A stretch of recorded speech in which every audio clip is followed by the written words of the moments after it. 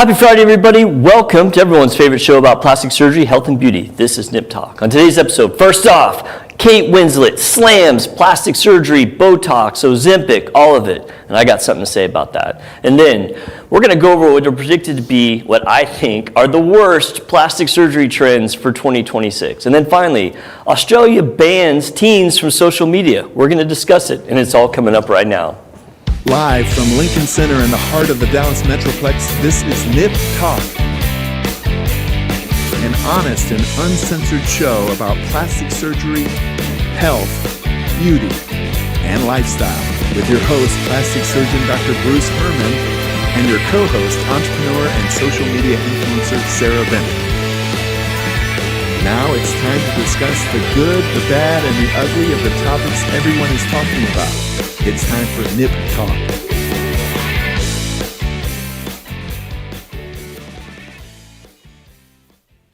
Welcome back, everybody. Thank you guys so much for tuning in. We really do appreciate it. Please hit that like, subscribe button, and turn on those notifications. I'm your host, plastic surgeon Dr. Bruce Hermann. With me always is Sarah. Hi. Wearing a super cool jacket. Thank you. I already told you once, but I want to tell you again. Very cozy. I like your jacket. It's awesome. Brenna, what's up? You in there in the box? Yes, hello. I see you. How are you? Good, how are y'all doing? Yeah, everybody doing good? Yes. Good Fridays? Yeah. Yeah, you guys are going to have to pray for me or do some sort of thing this weekend. I'm doing the half marathon. Oh my goodness. On Sunday. Are you ready? At least No. it's gonna be good weather. It looks pretty nice this weekend. I think it's going to be nice but cold. Yeah, but- it's gonna be like 60s tomorrow, like today. So. Oh, really? So maybe Yeah. it'll be good. I do have a slight problem, though. I was training so good. I think I was telling you guys. And then remember when I got like the kidney stones or whatever? Yeah. That like wrecked. Derailed. It just Oh my destroyed my training. So, I mean, I'm pretty sure I'm not going to die, but I'm not sure I'm going to win either. And it's Sunday. Yeah, it's Sunday. Maybe you can do like a 48-hour prep, like nutrition prep. I'm going to do Like, nutrition fuel prep. yourself You know what else I'm going to correctly. do? I'm going to do a stretch prep. Yeah. Like I'm for at this sure. point I'm not going to run because I want my muscles to be sore. Yeah. You know, so I'm going to do like a lot of stretching tonight and tomorrow, and just go to bed early on Saturday. Which last time I ran it, I ended up going out the night before, so I kind of like staggered into the race. Oh no. Yeah, but I don't know. I think it'll be fine. Yeah. But we'll see. I may not be walking. I may need like a wheelchair on Monday or something. I don't know. But you guys, hope you guys think Drink about it. lots of water. I will. I'm gonna start drinking like water right now. All right, let's jump into some segments. So, first segment. So this is a kind of classic example of when I really like someone, but then they say some opinion. I'm like, oh man, why do you think like that? Oh no. Yeah. So this is about. You guys remember Kate Winslet? Yeah. I'm sure you remember. Yeah, she was the Titanic girl, right? Yeah, I forgot about her for a while. So. She's not really in much anymore. She's not on a whole lot. She was obviously Titanic blew her up, and then she was in the Divergent series. I don't know if you guys read those books. Oh yeah. I I thought love those. I did too. I thought they were really good, and I thought the movies were cool. So anyway, I got beef with Kate Winslet. So this is a segment about Kate Winslet slamming plastic surgery, Botox, fillers, Ozempic, basically all aesthetic treatments. So 50-year-old Kate Winslet, who looks fantastic, made the news with a recent interview with the Sunday Times, where she was basically slamming people, both celebrities and common people alike, that go and get plastic surgery or do Botox or fillers or Ozempic, you know, basically all of these aesthetic treatments that are kind of things we talk about all the time. There's a lot of, I think I saw her and a couple of other celebrities in like an Instagram post, and they were just talking about like how when they look in the mirror, they want to feel like they can see themselves, and it's like they're not wearing a mask, and like there's like all these like I totally get that. why they I mean, feel like that, but they don't have to be mean to other people about it. Yeah, I mean, on that I'm like agreeing 100% that, you know, that's a really good mindset, I think, but Yeah. I think where that logic kind of fails is that basically assumes that either you just age naturally, or you look like Or you have some Madonna kind of, did like, when she was, mental problem yeah, when she was because like an you're doing alien. stuff like I mean, that, yeah. there's a big gulf in between that where very well done aesthetics, like you still look like yourself, but you're just kind of improving things. Yeah. So obviously I have a different opinion from Kate Winslet, but instead of just saying Kate Winslet, you're wrong, which by the way, I love you, Kate Winslet, you're the best, come on the show anytime. I'm going to like counterpoint her argument because I think there's some very legitimate criticisms to kind of that belief of, oh, you know, aging naturally is absolutely the best way to go. So, I mean, first off, I think autonomy goes both ways. Just like I would never, you know, rag on Kate Winslet for not doing something. Mm-hmm.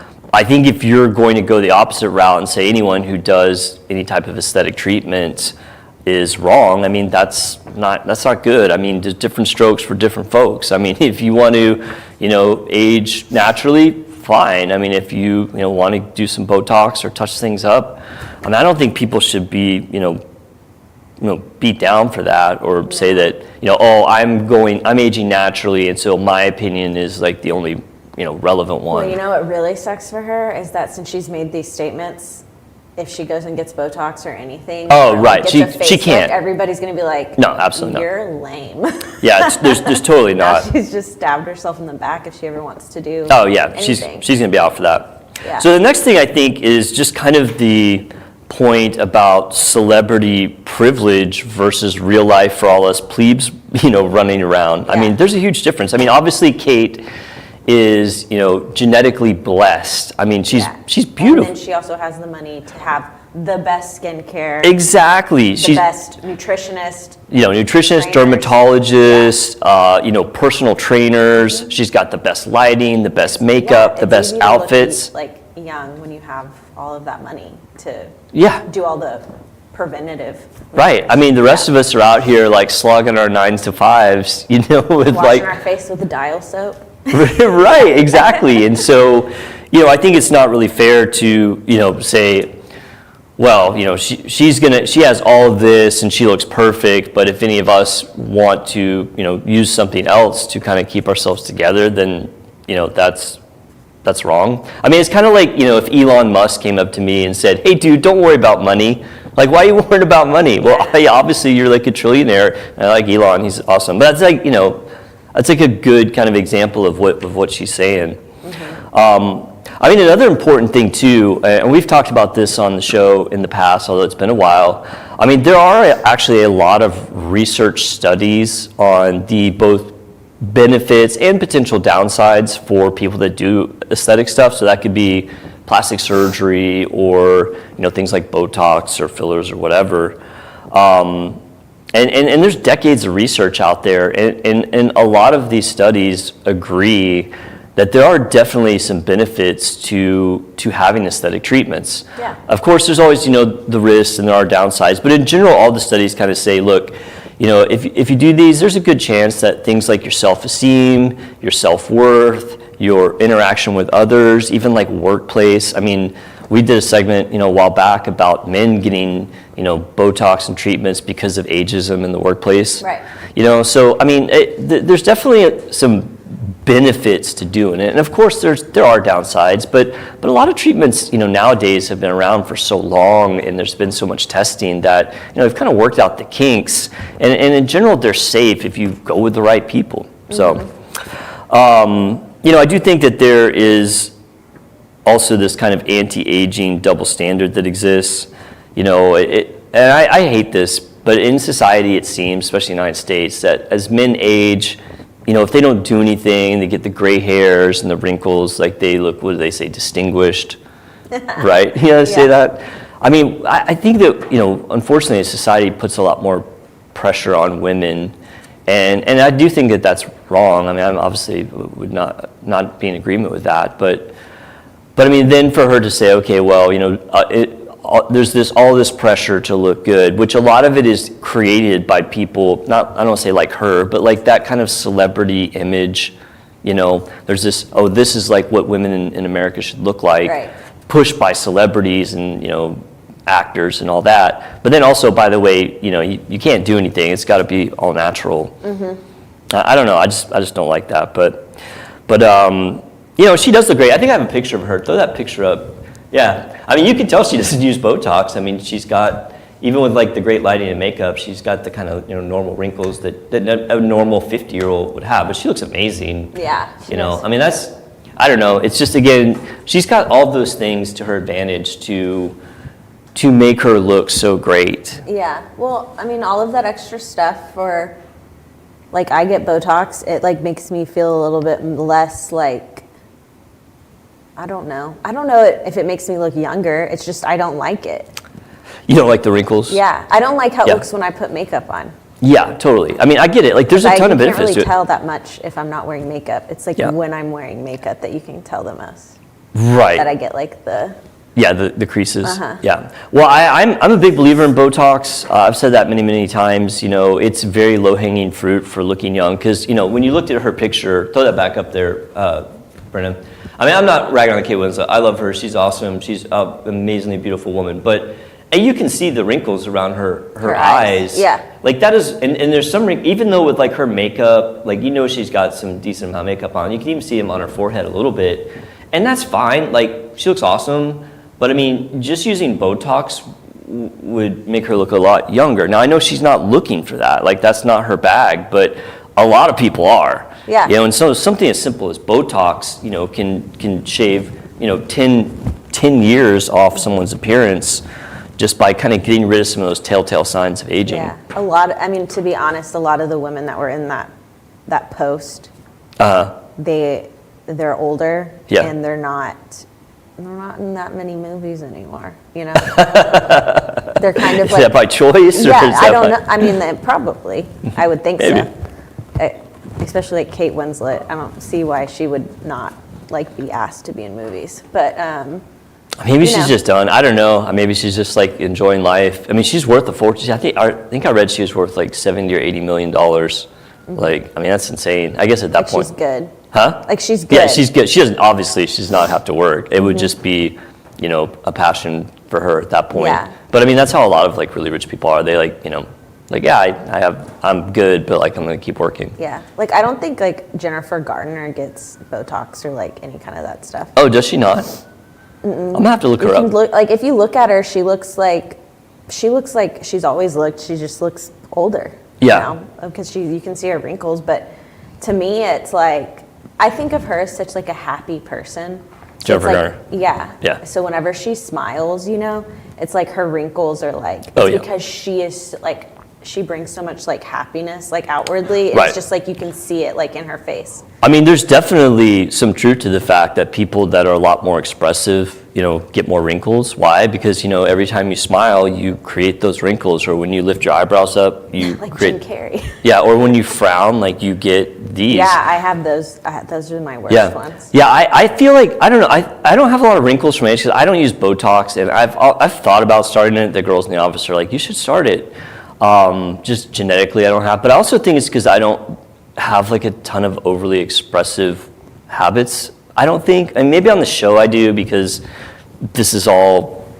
I mean, I don't want to say it's an act, but I mean we're doing the. You're trying a little extra. Yeah, right. We're doing the part, and so like I do a lot more expressive stuff here than I do in real life, and I always wondered if maybe one of the reasons I don't have as many wrinkles is because of that. I mean, there's a lot of things that play into it, like, you know, genetics, sun exposure, all that, but and age, of course. But yeah, I just don't think it's fair to, you know, compare what Kate Winslet's situation to like the average person and say, oh, okay, like, you know, your opinion is right. I mean, with respect, Kate. Yeah, I feel like that's never the way to go. Yeah. With any kind of like Right. opinion. Yeah, I don't either. My opinion is right and yours is My wrong. opinion is right, I don't yeah. think anybody's ever learned from No, nobody wants to hear that. that stance. All right, Brendan, let's recap this if we can. Kate Winslet, I got some beef with you. Now, I love Kate Winslet, one of my favorite actresses from the late 90s. Loved Titanic, saw it 3 times in the theater. Not ashamed to admit that. But Kate Winslet was in the news this past week because she was on the Sunday Times and she was slamming the use of things like plastic surgery, Botox, fillers, Ozempic. And I see her point in a few ways. One, I mean, people shouldn't feel obligated to go and do treatments because they have to. I get that, and I think, you know, being comfortable with yourself as you age is a wonderful thing. That all being said, Kate Winslet really is not in a place to tell the average American what they should or shouldn't do about treatments. I mean, comparing yourself to a celebrity who is obviously gifted genetically, looks amazing naturally, has infinite money and people around her to make her look good, like personal trainers and dermatologists and stylists and makeup artists. And then for her to say, oh, well, don't go get these treatments. You don't need those treatments. Yeah, I don't think that that's right. Also, there's a lot of research out there that's been done over the past decades about the benefits of doing aesthetic treatments, such as, better self-worth, better self-esteem, better social interactions, better interactions in the workplace. So there are definitely some known benefits to doing these things. So, yeah, I respect your opinion, but I just 100% disagree with it. I think that if you want to go out and get aesthetic treatments, that's fine. Autonomy is a two-way street. She can say she doesn't want to do them, that's fine. But if you want to go out and get some Botox or plastic surgery, as long as it's safe, I think you should do it. So, okay, I got another one. This segment actually is kind of fun. I'm always looking at news articles, to get segments for the show. And I saw one when I was doing research this week, and it said, these are going to be the biggest upcoming trends in plastic surgery in 2026. Okay. And I was like, oh, this looks really interesting. And I read the article, and I absolutely hated it. So, oh no. This is one of those segments where I'm going to point out how much I hate something. This is a segment about what I think are the worst plastic surgery trends. She looks worried. Doesn't she look worried? Whatever that guy's telling her, she's totally she's not happy. She's like, what? Her news. What? What's going on? So this article was in the magazine Allure. Have you guys read Allure? Or it's a Yes. periodical. I've looked at some articles from them, they do a lot about aesthetics and stuff. So it caught my eye, biggest plastic surgery trends 2026, obviously wanted to check this out. So again, I read this article and I absolutely hated most of the predictions. I was just like, what? This can't, obviously, if you ask me what are going to be the trends of 2026, it's like picking, stocks. You don't know if they're going to go up or down. You can make a guess. If I had to guess 2026 trends, I think it's going to be continuation of 2025. You're going to see, non-invasive stuff be insanely popular. You're going to see less of, the Kardashian look and more of the ballet body, because I don't think we're done with that trend. But outside of that, it's all speculation. And I feel like they just pulled these random, some of these were plastic surgeons, some I think were cosmetic surgeons, and it's like they were all pushing maybe what they do. Right. I don't know. It was weird. I hated the article. So anyway, I'm going to go through it and we're going to see. So the first one that they said was going to be the new hot trend for 2026. You're going to love this one. The rebranded Brazilian butt lift. Okay. Yeah, exactly. So what do you do whenever the public finds out a procedure's totally bad? They just change the name. So that's basically what this was saying. So instead of Brazilian butt lift, it's going to be the fat transfer to the buttocks, which is what a Brazilian butt lift is, and this one or two surgeons saying, yeah, it's going to make a resurgence, now that we're changing the name. Rebranding it? Yeah, rebranding. I just can't believe they posted this. Why did they call it Brazilian butt lift in the beginning? Probably, I think that the first ones were done in Brazil. Brazil's a hotbed for plastic surgery. That's a good question. That has to be the only answer, is that the first ones were done in Brazil. And rich people would be like, oh, I'm going to go to Brazil and get a butt lift. Yeah, that has to be it. I'll look it up just because now you piqued my curiosity. But so, we've talked about Brazilian butt lifts. I hate these surgeries. I won't do them. I do fat grafting. And in fact, I did some we just talked about fat grafting last week. Did. And I really like it for certain applications, but I hate it for the butt, just briefly, because one, mortality rates are much, much higher with that surgery due to the risk of fat embolism. Also, there's issues with... Why is it riskier for fat embolism in your butt Great versus question. anywhere else? Bigger blood vessels.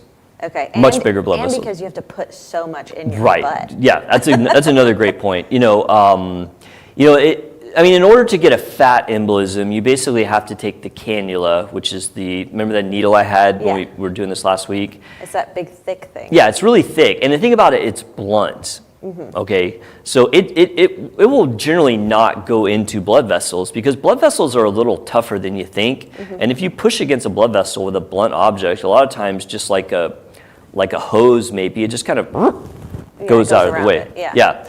And also there's the issue if it's a really tiny blood vessel, like a capillary, it's just going to go right through it, and no fat's going to get into the bloodstream that way. So the blood vessels in your butt are just perfect size. They're bigger, yeah. So there's a more likely chance that injecting into the buttocks will get into a blood vessel big enough that the fat can actually go into it. Yeah, that's like a big muscle, so there's a lot of Right. stuff. Well, and a lot of it is probably technical error, because if I remember correctly, a lot of the fat embolism comes when they get too deep into the muscle. Like, you're not supposed to inject the fat in the muscle. Right, it's supposed to be in the fat. In the fat, right. But there are occasionally big blood vessels in the fat, like big veins and stuff. And then also, there's those big gluteal blood vessels if you got into the muscle.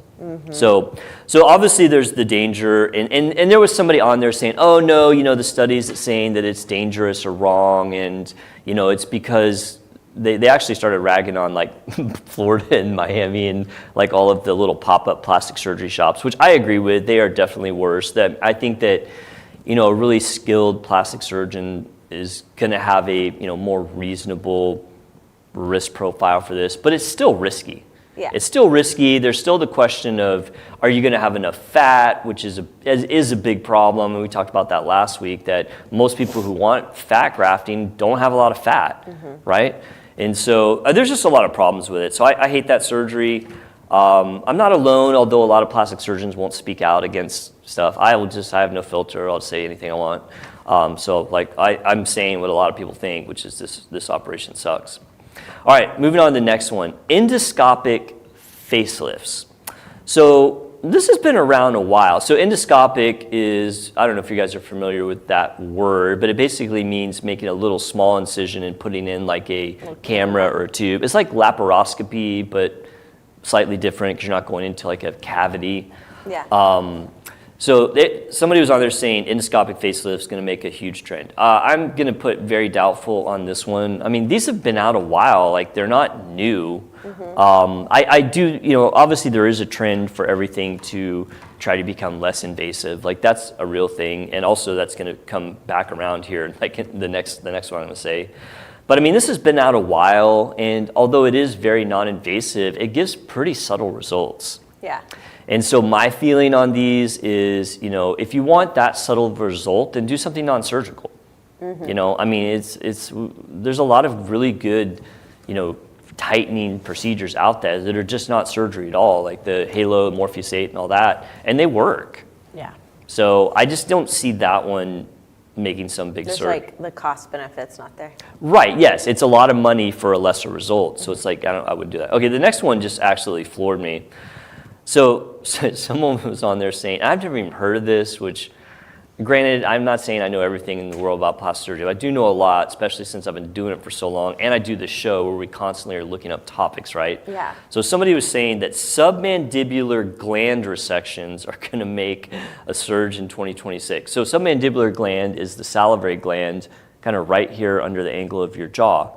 And they were saying that some people need that gland actually resected to make the contour of the neck look right. And I was just like, that's like the dumbest thing I've ever heard of. Number one, I've never looked at a patient and been like, oh man, look at those submandibular glands. I mean, You got some chubby glands. yeah, your there. glands are out of control, man. That's just great. And so yeah, I've never seen that. I mean, granted, if somebody was thin, you could probably palpate them. Like, I can't even palpate my own, and I'm definitely maybe not perfectly thin, but I don't think I'm overweight. I can feel my glands, but I've never thought that they were in the way. Yeah, right. And so there was people saying that, oh yeah, there's this new surgery where we're going to contour your neck by resecting your submandibular gland. Please don't do this. I mean, there's a reason that plastic surgery has lower complication rates. Is because we try to keep things simple and not overcomplicate stuff, like diving into deep muscle layers when you don't have to resect a salivary gland that could leak or cause a fistula. I mean, I don't know. I actually looked up, there are a lot of risks. This is a thing, I guess. I mean, it's not a popular thing at all, but there's enough out there. There's a couple papers that talk about the risks of it. And I mean, the risk profile wasn't insane, but I mean, it was definitely some risks. Things like I said, salivary gland leakage, salivary gland fistulas, hardening of the neck. I mean, I would never do this in a million years.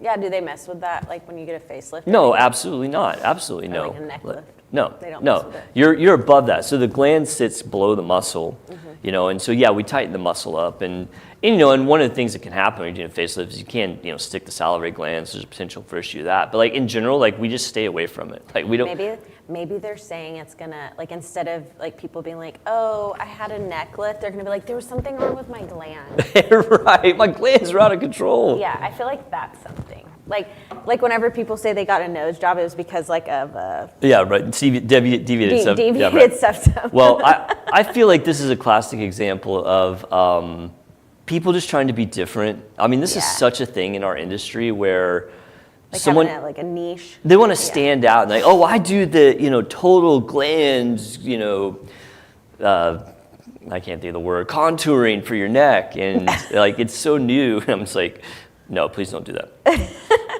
Okay, next, increased facial fat grafting. So this one I'll give a maybe. Of all of them, I think that this one was, and this is the only one of all of them that I was like, okay, maybe.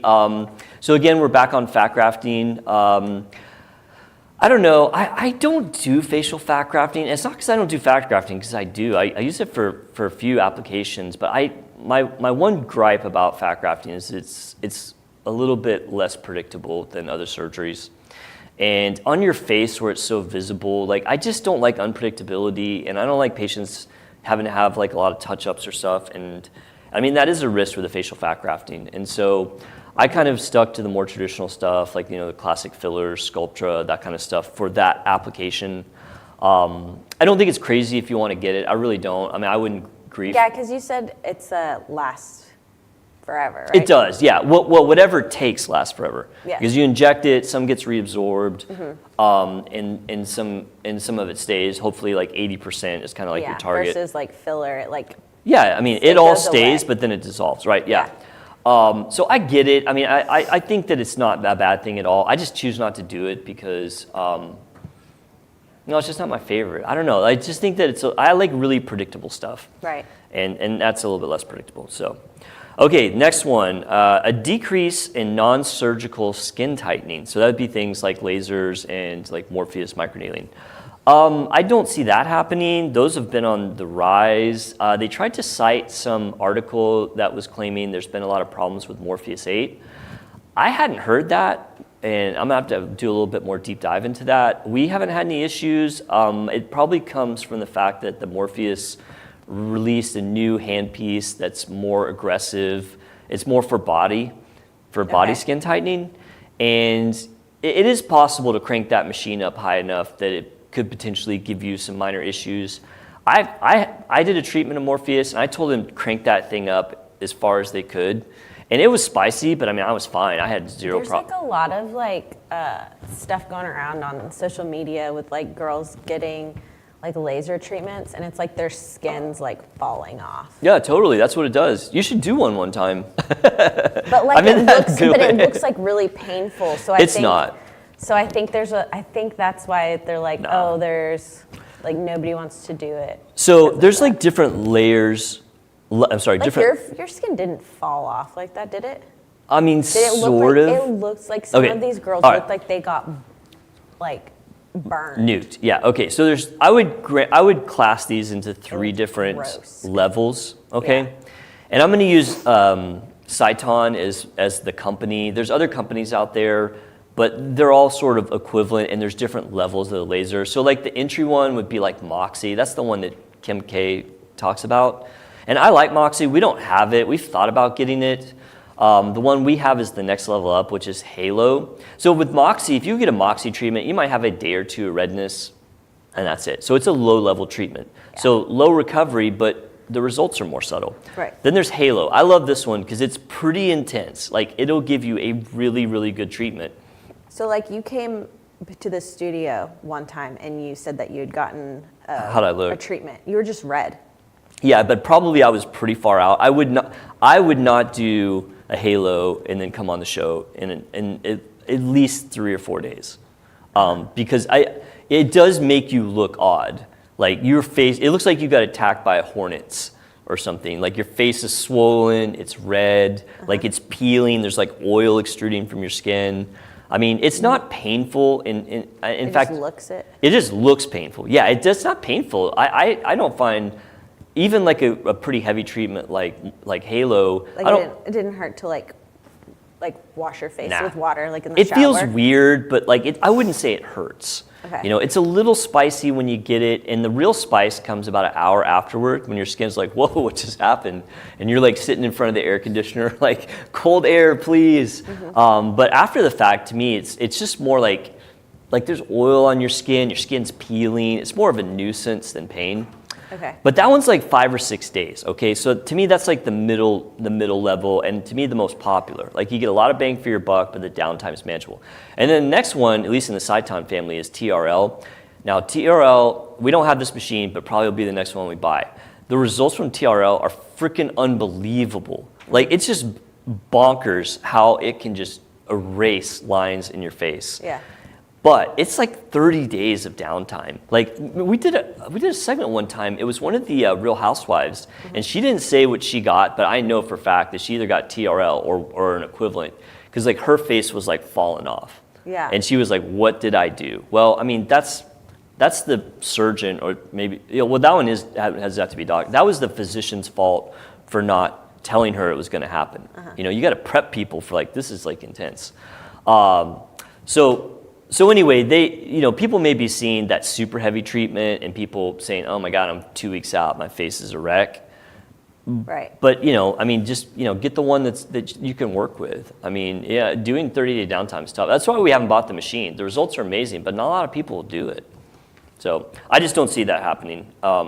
Yeah, and then the last one, they said that 360-degree tummy tucks are going to make a surge in 2026. So I call this around the world or belt lipectomy. It's basically when you do a tummy tuck, but then you have loose skin on your backside and you do it, but you do it all in the same surgery. And I will not do these. I just won't do them. Like one, they're too morbid. Like it's too much surgery at once, in my opinion. Plus, it increases your risks. Yeah. Because like it's a much longer incision, much increased disruption of tissues, disruption of blood flow. Like people come in and ask me about it because you get a lot of people that want it because of things like Ozempic and GLP-1s where they can lose a lot of weight and suddenly they actually need it on their back. It's not just like I had a baby or two and I want to fix my tummy. But I make them break it apart. I'm like, look, I'm not doing it all at once. Like it's just not worth it. Like it's too risky. And if people don't want to have surgery with me because I think something's too risky, I'm fine with that. Like they can go down the street and do whatever.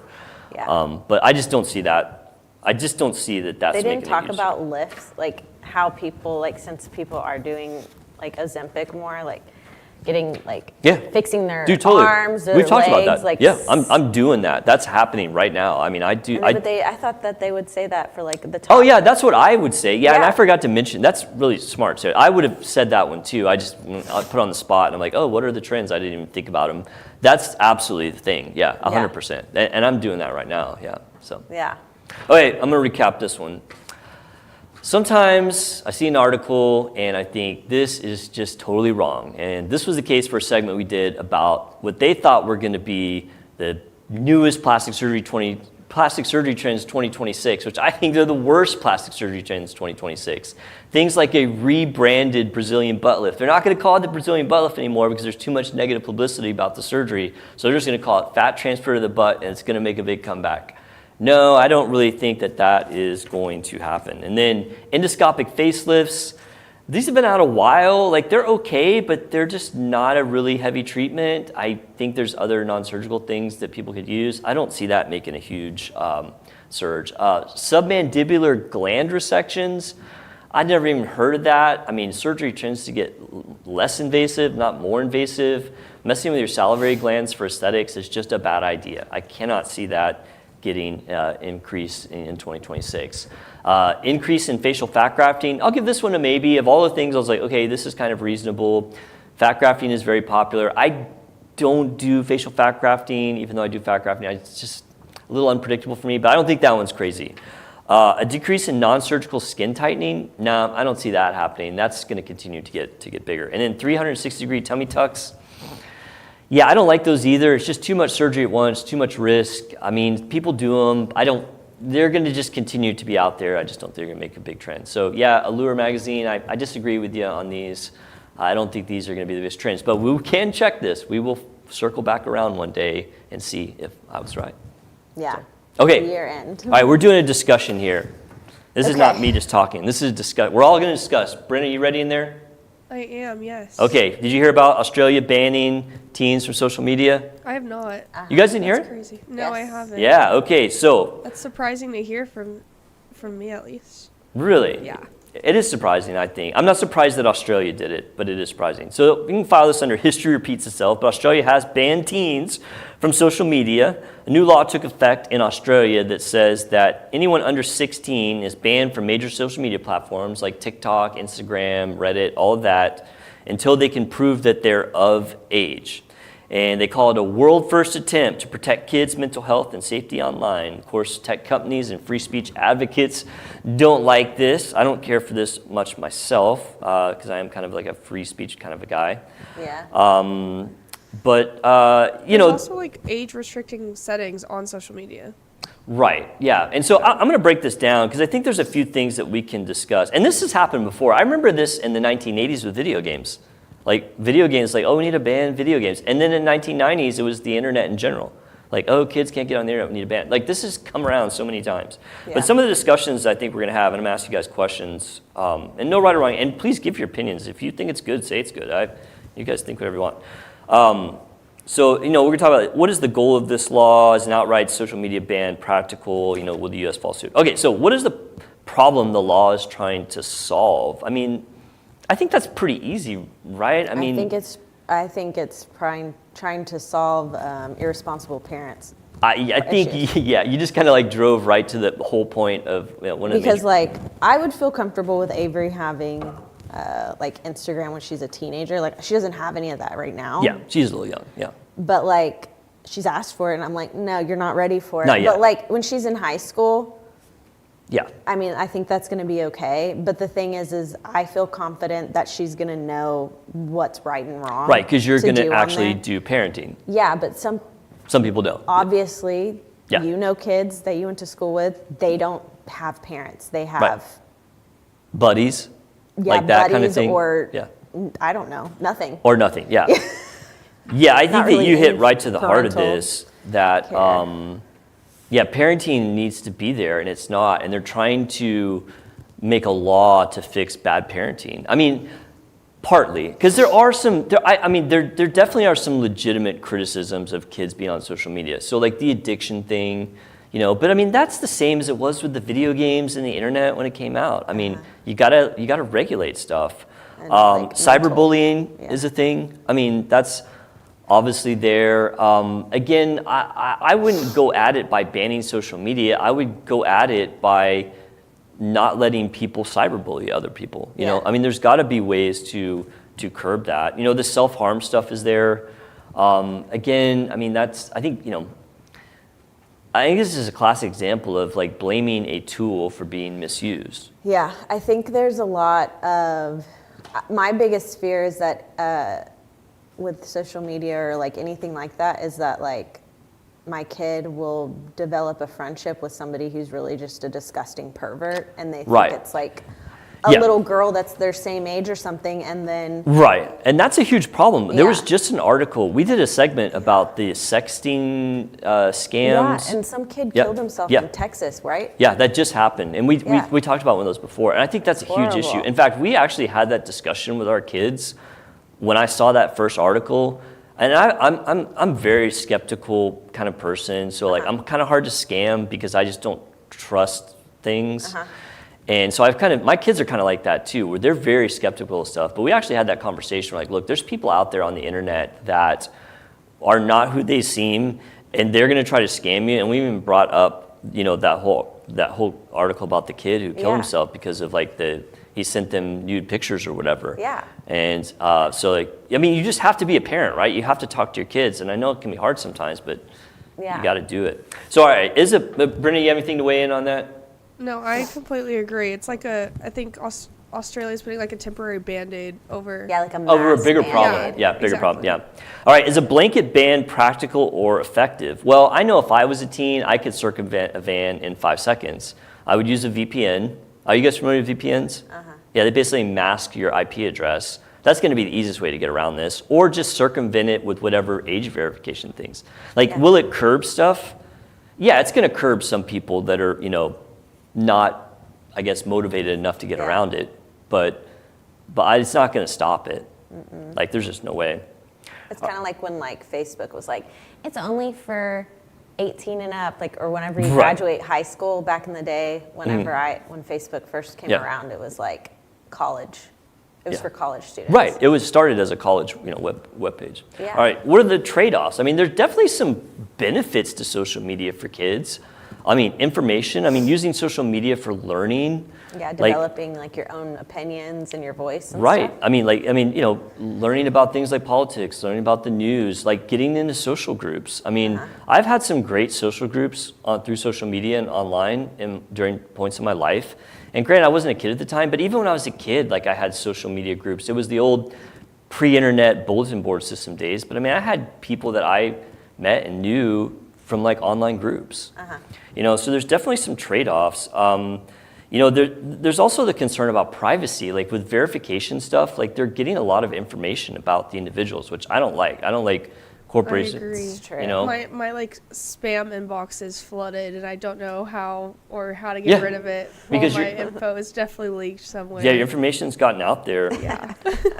So I think that there's definitely some bad things that can happen from this like new ban and like what they're trying to do.